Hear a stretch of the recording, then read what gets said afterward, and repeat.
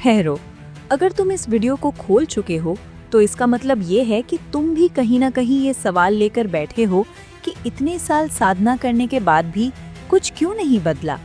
मंत्र जपा, नियम निभाए, व्रत किए, फिर भी भीतर खालीपन क्यों है।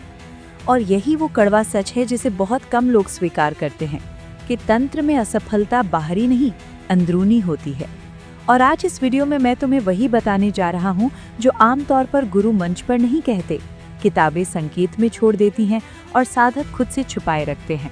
क्योंकि तंत्र कोई शौक, कोई आध्यात्मिक करियर या कोई शक्ति प्रदर्शन नहीं है। तंत्र एक ऐसा मार्ग है जो तुम्हें बेहतर नहीं बनाता बल्कि तुम्हें नग्न करता है। और अधिकतर लोग इसी नग्नता से डरकर सालों की साधना के बाद भी वहीं के वहीं रह जाते हैं।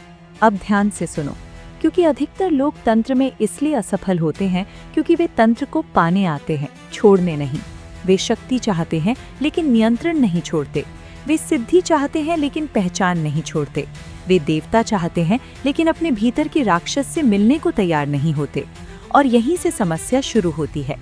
तंत्र का पहला नियम है कि जो जितना छुपा है वही उतना ही बाधा बनेगा।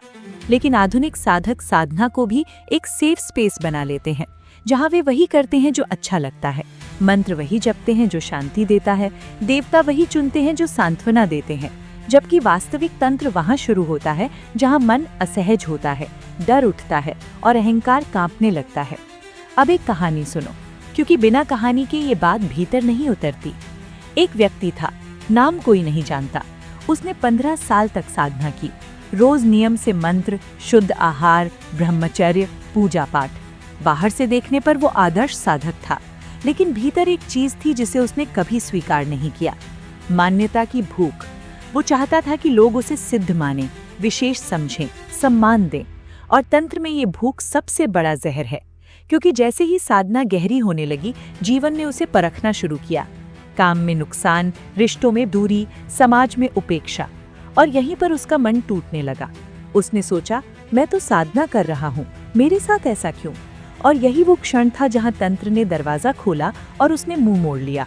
क्योंकि तंत्र में कष्ट सजा नहीं होता, वो दर्पण होता है। लेकिन अधिकतर लोग दर्पण देखने नहीं आते, वे ताज पहनने आते हैं। दूसरी बड़ी वजह यह है कि लोग तंत्र को तकनीक समझ लेते हैं, प्रक्रिया समझ लेते हैं कि ये मंत्र कर लो, ये दिन चुन लो, ये दिशा देख लो और फल मिल जाएगा।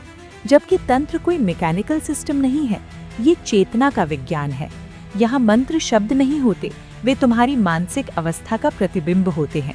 और अगर भीतर अस्थिरता है, डर है, अधैर्य है, तो मंत्र केवल आवाज बनकर रह जाता है, शक्ति नहीं। तीसरी और सबसे खतरनाक वजह है जल्दबाजी। आधुनिक मन को हर चीज अब चाहिए, सिद्धि अब, अनुभव अब, दर्शन अब। जबकि तंत्र समय नहीं लेता, वो तुम्हारा समय लेता है, तुम्हारा जीवन लेता है, तुम्हारी पहचान लेता है। और जो व्यक्ति 2 साल, 5 साल, 10 साल बाद भी परिणाम गिन रहा है, वो अनजाने में यही कह रहा है कि मैं अभी भी देने के लिए तैयार नहीं हूँ। तंत्र में गुरु की भूमिका भी यही गलत समझी जाती है। लोग गुरु को मार्गदर्शक नहीं बल्कि बीमा पॉलिसी समझ लेते हैं कि गुरु है तो कुछ गलत नहीं होगा। जबकि सच्चा गुरु तुम्हें बचाता नहीं, वो तुम्हें गिरने देता है, ताकि जो झूठा है वो टूटे और जो सच्चा है वो बचे। और यही कारण है कि बहुत से लोग गुरु बदलते रहते हैं, मार्ग बदलते रहते हैं, पद्धति बदलते रहते हैं, लेकिन खुद को नहीं बदलते। एक और कड़वा सत्य सुनो, बहुत से लोग तंत्र इसलिए करते हैं क्योंकि वे जीवन में असफल रहे होते हैं और तंत्र को वे एक वैकल्पिक शक्ति मार्ग मान लेते हैं। लेकिन तंत्र जीवन से भागने का रास्ता नहीं है, ये जीवन को बिना सुरक्षा जाल देखने का साहस है। और जो व्यक्ति साधना के साथ साथ अपनी ईमानदारी, अपने रिश्तों, अपने कर्मों में साफ नहीं है, उसकी साधना ऊपर से चमकदार और भीतर से खोखली होती है। अब धीरे धीरे उस मूल कारण पर आते हैं जिसे समझे बिना कोई भी साधक आगे नहीं बढ़ सकता, अहंकार का आध्यात्मिक रूप। क्योंकि जब अहंकार धन, पद या शरीर से नहीं मिल पाता तो वो साधक बन जाता है। मैं ज्यादा जानता हूँ, मैं गहरे मार्ग पर हूँ, लोग अभी तैयार नहीं हैं। और यही सोच साधक को सबसे पहले अंधा करती है। क्योंकि तंत्र में अज्ञान स्वीकार करना प्रगति है और ज्ञान का प्रदर्शन पतन। अब इस पूरे विषय का वो निष्कर्ष सुनो जिसे बहुत कम लोग सहन कर पाते हैं। अधिकतर लोग तंत्र में इसलिए असफल होते हैं क्योंकि वे परिवर्तन चाहते हैं बिना विघटन के। वे प्रकाश चाहते हैं बिना अंधकार से गुजरे। वे मुक्ति चाहते हैं बिना अपने झूठे स्व को मारे, और तंत्र ऐसा सौदा स्वीकार नहीं करता। यहाँ या तो पूरा उतरना पड़ता है या बाहर रहना पड़ता है। और अब इस वीडियो के इस विस्तृत समापन में इस बात को अपने जीवन से जोड़कर सुनो। अगर तुम वर्षों से साधना कर रहे हो और कुछ नहीं बदल रहा, तो पहले ये देखो कि क्या तुम सच में बदलने को तैयार हो। क्या तुम वो पहचान छोड़ने को तैयार हो जो तुम्हें सुरक्षित महसूस कराती है? क्या तुम उस पीड़ा को सहने को तैयार हो जो तुम्हारे भीतर के झूठ को जलाती है? क्योंकि तंत्र असफलता नहीं देता, वो या तो रूपांतरण देता है या विदाई।